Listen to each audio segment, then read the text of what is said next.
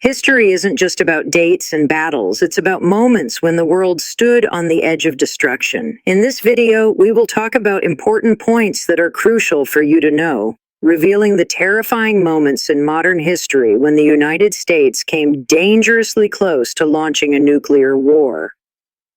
These stories aren't fiction, they're real, and the decisions made in those moments shape the world we live in today.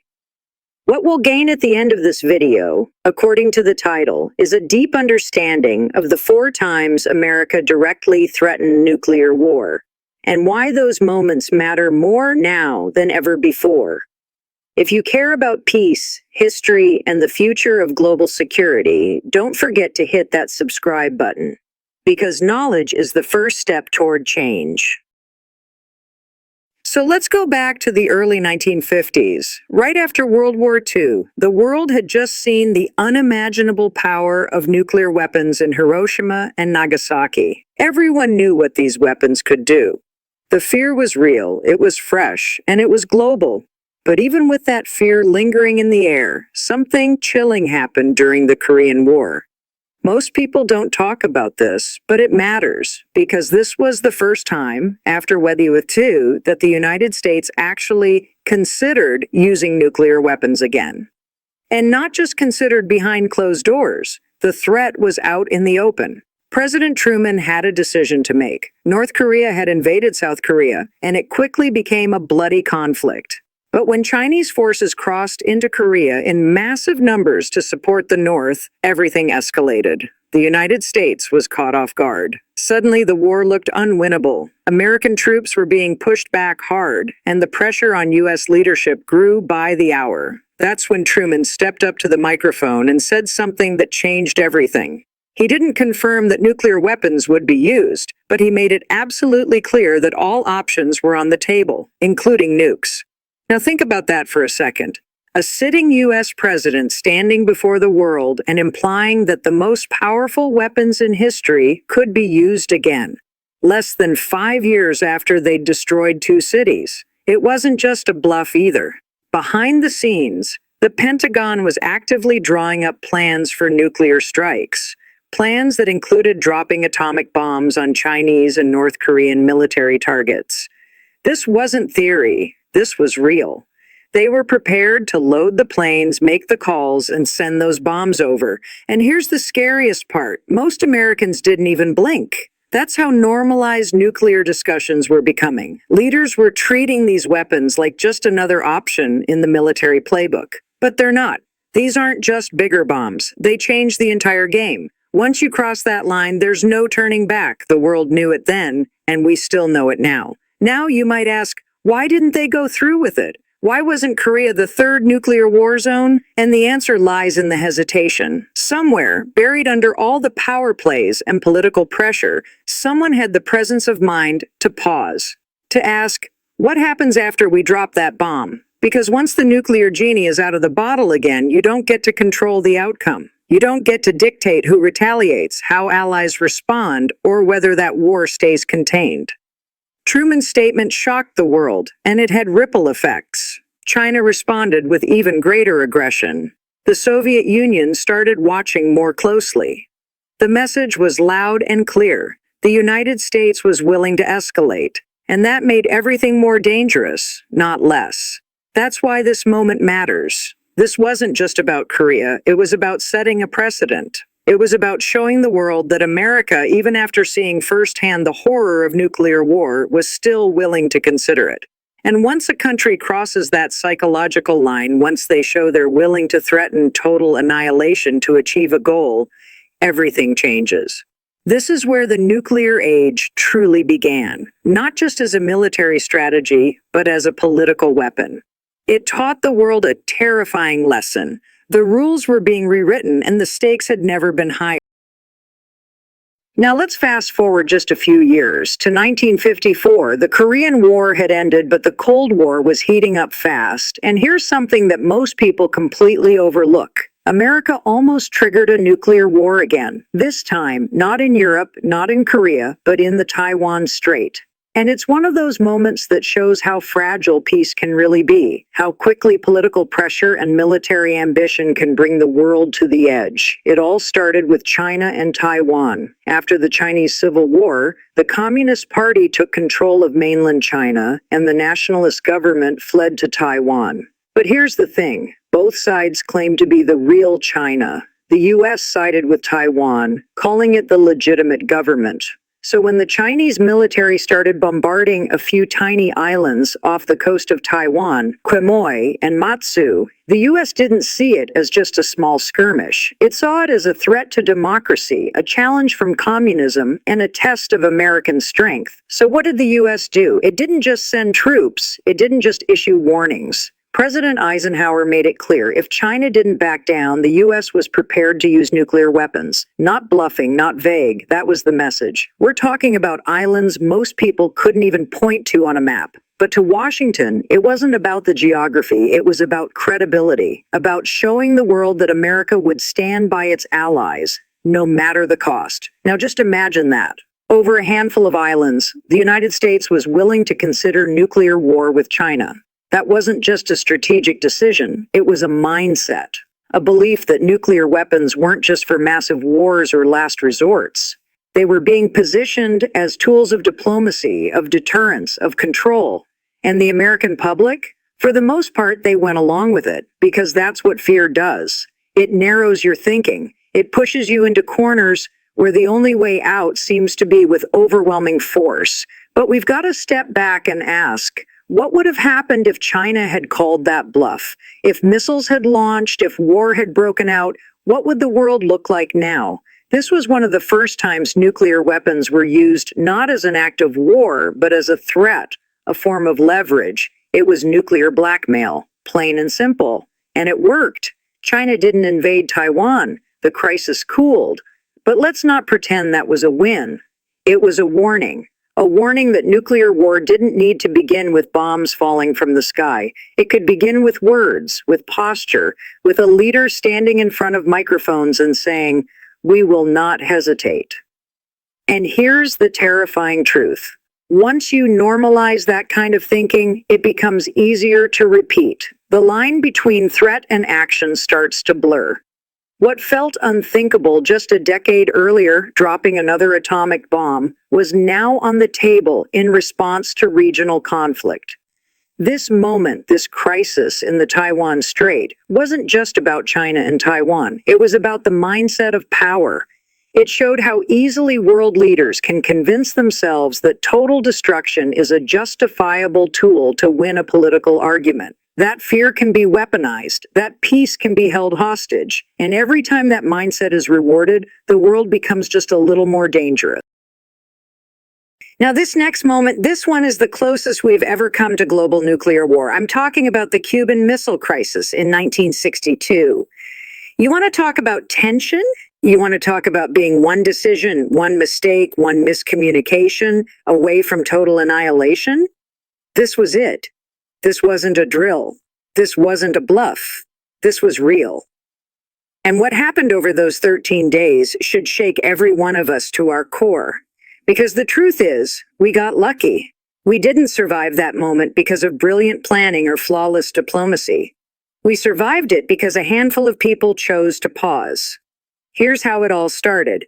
The Soviet Union secretly placed nuclear missiles in Cuba, just 90 miles off the coast of Florida. That's closer than most of us drive in a day. When American surveillance discovered them, the U.S. government didn't just panic, it froze. President John F. Kennedy and his team had to make a decision that no leader ever wants to face, and fast. Do they strike first? Do they invade? Do they threaten war? Because those missiles weren't theoretical, they were real, they were armed, and they were pointed directly at American cities. Now take a second and imagine what that felt like. You wake up and everything you know, your job, your family, your future, is suddenly on the edge of vanishing. The U.S. military wanted action. Many generals were urging Kennedy to bomb the missile sites immediately, to take out the threat before it became unstoppable. But here's the thing, bombing those sites would have killed Soviet soldiers. And that could have triggered a full-blown nuclear response. Game over. So Kennedy didn't go with the obvious choice. He didn't follow the pressure. He chose something different. He ordered a naval blockade. Not an invasion, not a bombing run, a blockade. That move bought time. Time to think, time to communicate, time to give the Soviets a way out. And during those 13 days, the world waited, leaders scrambled, messages crossed the ocean, and the clock just kept ticking. Every hour felt like a century. And here's something most people never hear.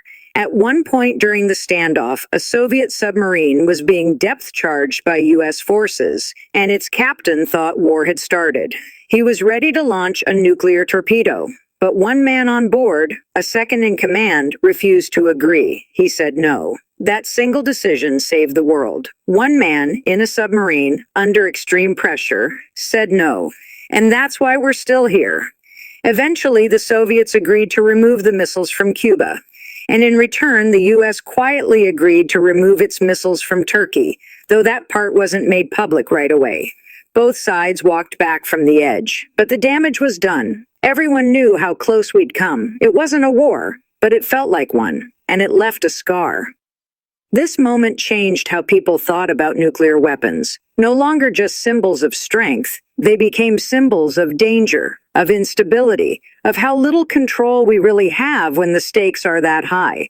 It exposed the truth. Nuclear war isn't about who's stronger or smarter. It's about who panics first, who makes the wrong call under pressure. And if you think leadership doesn't matter, look at those 13 days. The right decision saved billions of lives. But the scariest part? It didn't take a war to bring the world to its knees. It just took a standoff, a crisis, a few bad choices. That's how close we were. That's how close we still are. Now let's talk about something that never officially happened, but came uncomfortably close. The Vietnam War. A long, brutal conflict that stretched over 2 decades, cost millions of lives, and deeply divided the United States. It was messy.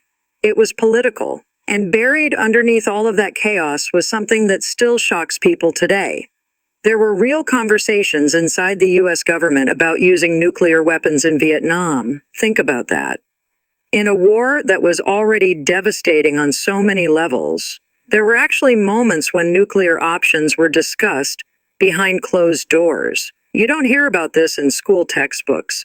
You don't see it in most documentaries. But the documents are there, the memos, the meeting notes, the contingency plans. It wasn't fiction. It was part of the strategy. The logic, if you can even call it that, went something like this. North Vietnam was not backing down. American troops were fighting and dying, and the political pressure at home was building. U.S. leaders, especially under President Johnson and later Nixon, were desperate to end the war, but they didn't want to lose face. So someone asked the unthinkable question, what if we use tactical nuclear weapons? Not on cities, not like Hiroshima, but on military targets, supply lines, maybe even jungle hideouts.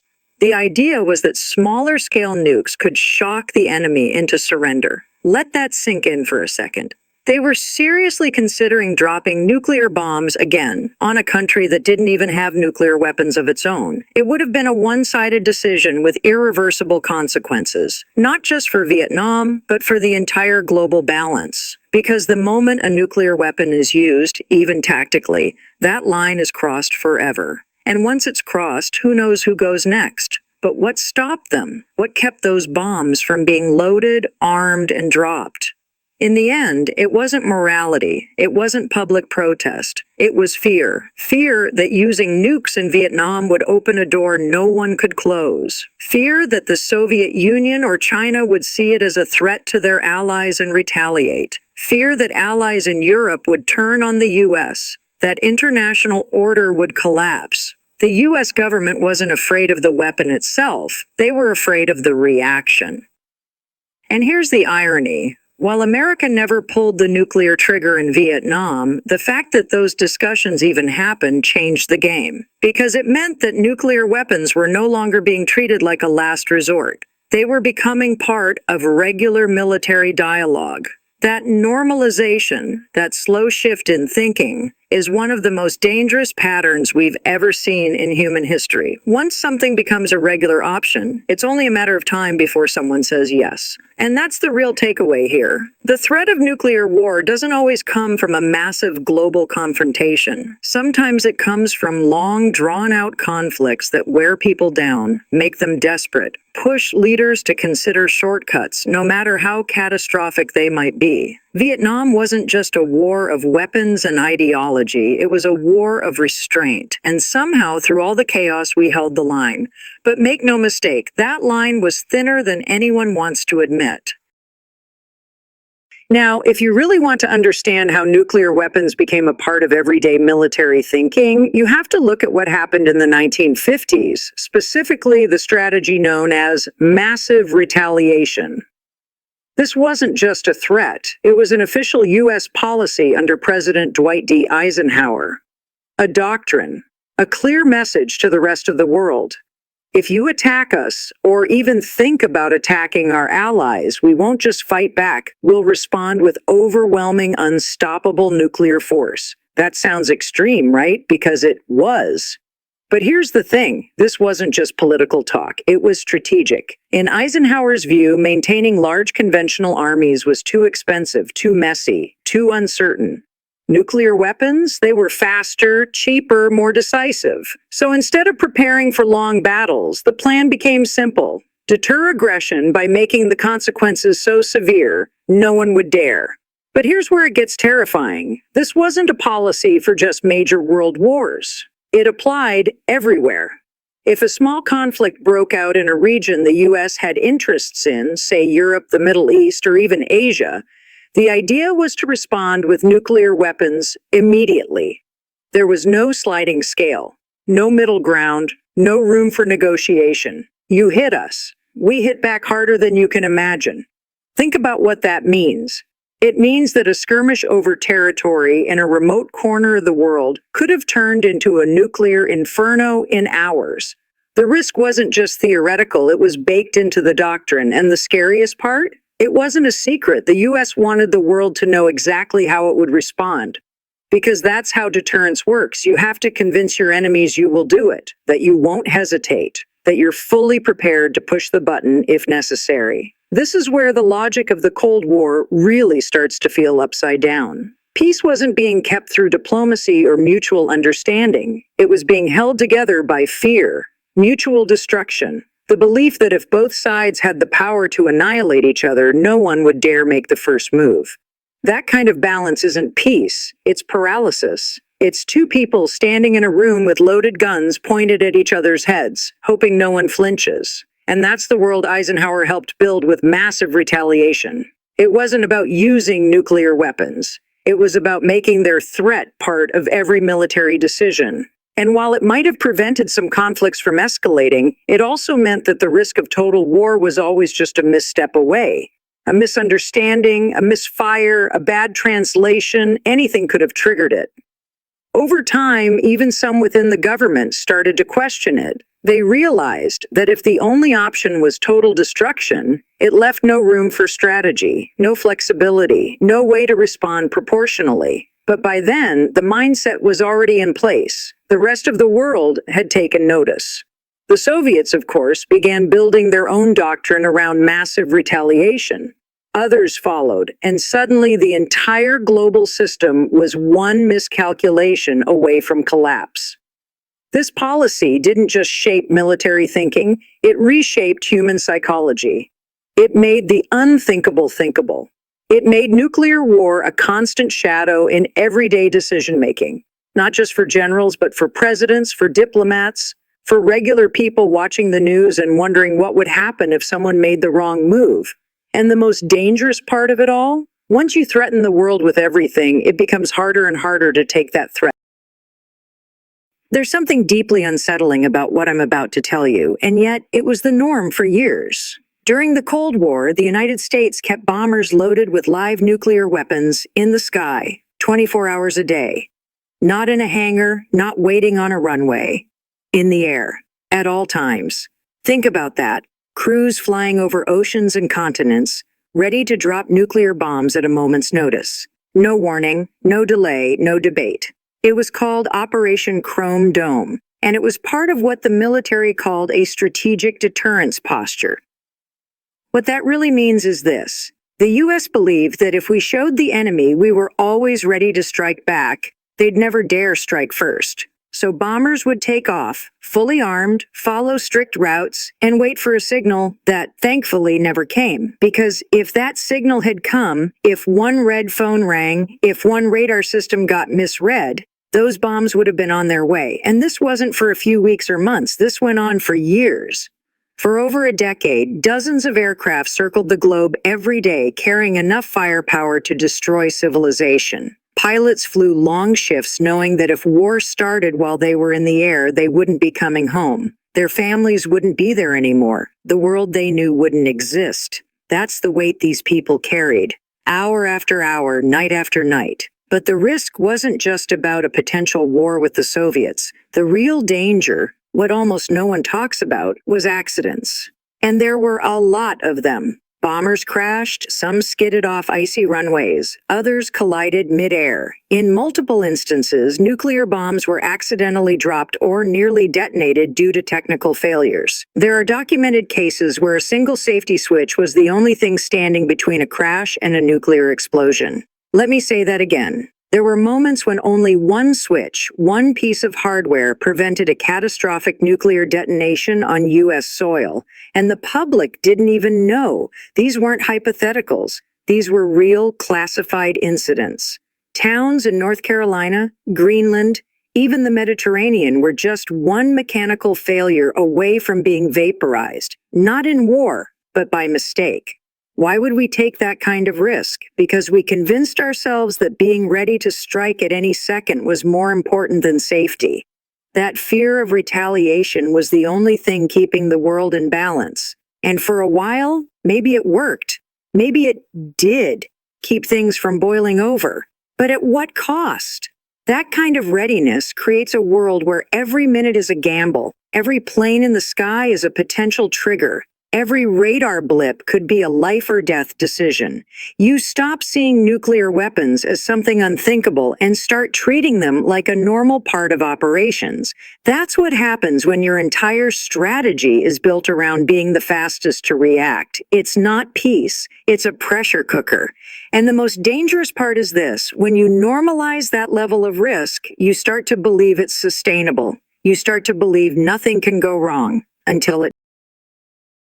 Now let's rewind a little further to a time when the Cold War was just beginning to harden into something permanent. The late 1940s, the world had just witnessed the horror of Hiroshima and Nagasaki, and everyone was still trying to figure out what nuclear weapons meant for the future of warfare.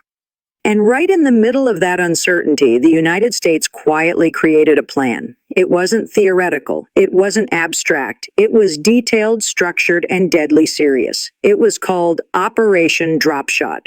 Most people have never even heard of it, but it matters because it was one of the earliest blueprints for full-scale nuclear war. Not just retaliation, not just defense. This was a plan for a preemptive strike. The idea was simple and terrifying. If tensions with the Soviet Union reached a certain point, if war looked inevitable, the U.S. would strike first, and it would strike hard, with everything.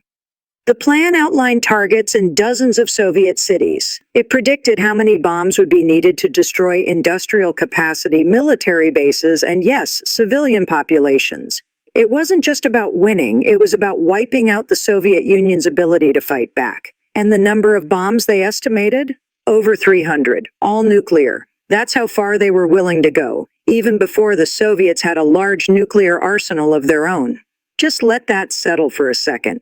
A country that had already used nuclear weapons, that had already seen their devastating power, sat down at a table and calmly drafted a plan to drop hundreds more. This wasn't emotional. This wasn't rage. It was calculated, cold, strategic.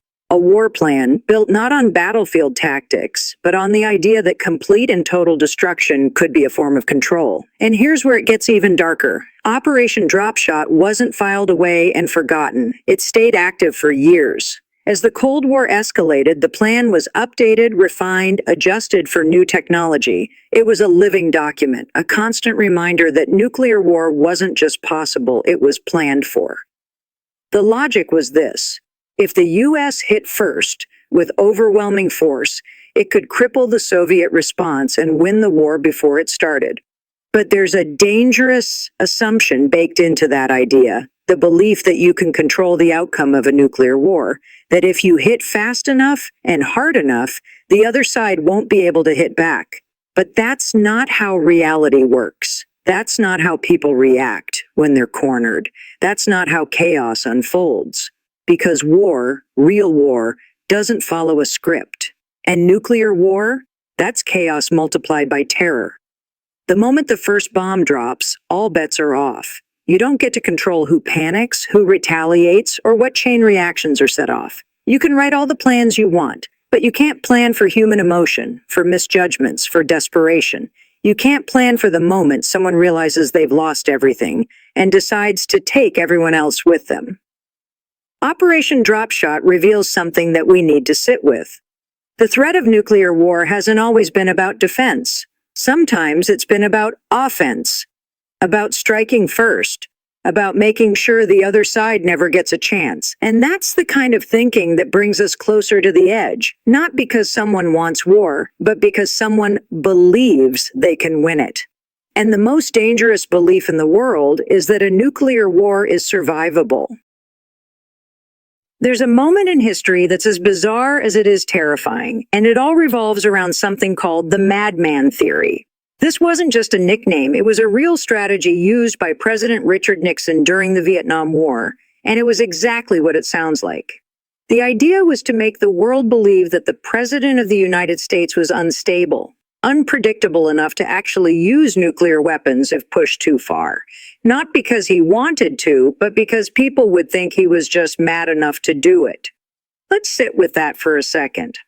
The most powerful leader in the world deliberately tried to look unstable so that other countries, specifically the Soviet Union and North Vietnam, would back down out of fear. That's not a theory from a spy novel, that's real Cold War policy. Nixon believed that if his enemies thought he was irrational, they'd be too afraid to test him. He even told his aides, "I want the North Vietnamese to believe that I've reached the point where I might just do anything to stop the war." So he played the part. Secret bombings in Cambodia, threats delivered through back channels, strange behavior, sudden escalations. All of it was carefully designed to make world leaders ask themselves, what if he actually does it? What if he pushes the button? The goal wasn't diplomacy. It was fear. Controlled chaos, manipulated uncertainty. But here's what people forget. That kind of strategy doesn't just stay contained. It spreads. It affects allies, generals, foreign diplomats. You can't pretend to be mad without people starting to question if it's real. And once that question enters the room, the entire global system becomes unstable.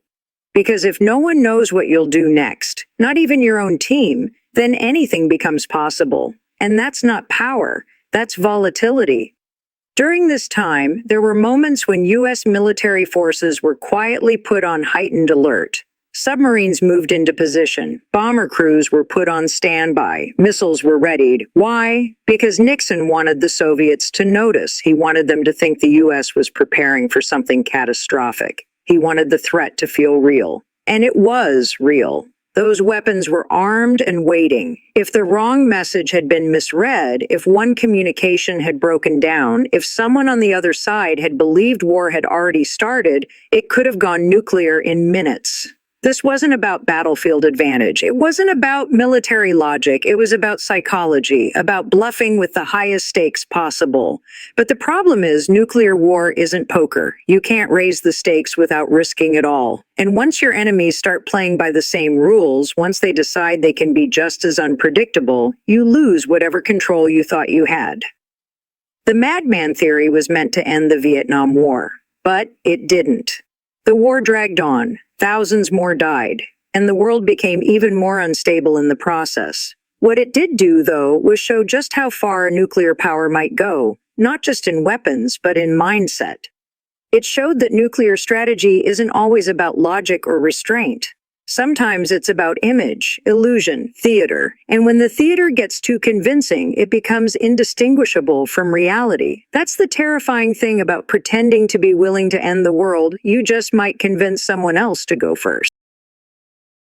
There's this pattern that runs underneath so many of these moments, and it's subtle, but once you see it, you can't unsee it. Over and over again, the United States has used the threat of nuclear weapons not just to prevent war, but to shape the world, to influence decisions, to force a hand, to win diplomatic standoffs without ever firing a shot. And that's what we need to talk about now, because what we're really dealing with here is nuclear blackmail. Let's be honest about what that means. It's using the possibility of mass destruction as leverage. It's telling another country, if you don't do what we want, we're ready to go all the way. And the thing is, most of the time, it doesn't sound like an explicit threat. It's dressed up in policy statements, vague speeches, military exercises, or quiet whispers through back channels. But the message is always the same. We're willing to push the button if you make us.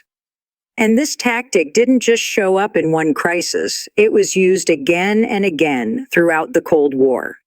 During the Berlin crisis, during Middle East conflicts, during arms control negotiations, even in peacetime.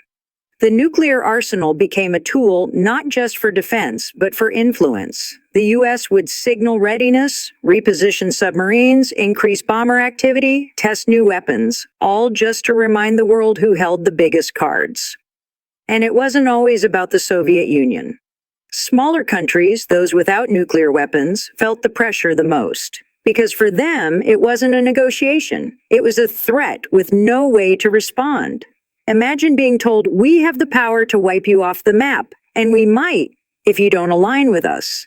That's not diplomacy. That's coercion. That's using the shadow of destruction to maintain power. And here's the twist. Sometimes it worked. Nations backed down. Treaties were signed. Conflicts were avoided. But that success came at a price. Because every time it worked, it reinforced the idea that threatening to destroy millions of lives was a legitimate way to get what you want. That kind of thinking chips away at the line between power and morality. It turns weapons of last resort into bargaining chips, and it sends a message to every other country watching. This is how power operates. You think about a world where the most powerful nations use fear to get their way, and it creates this ripple effect. Other countries start asking, do we need our own nukes too? That's how the arms race started.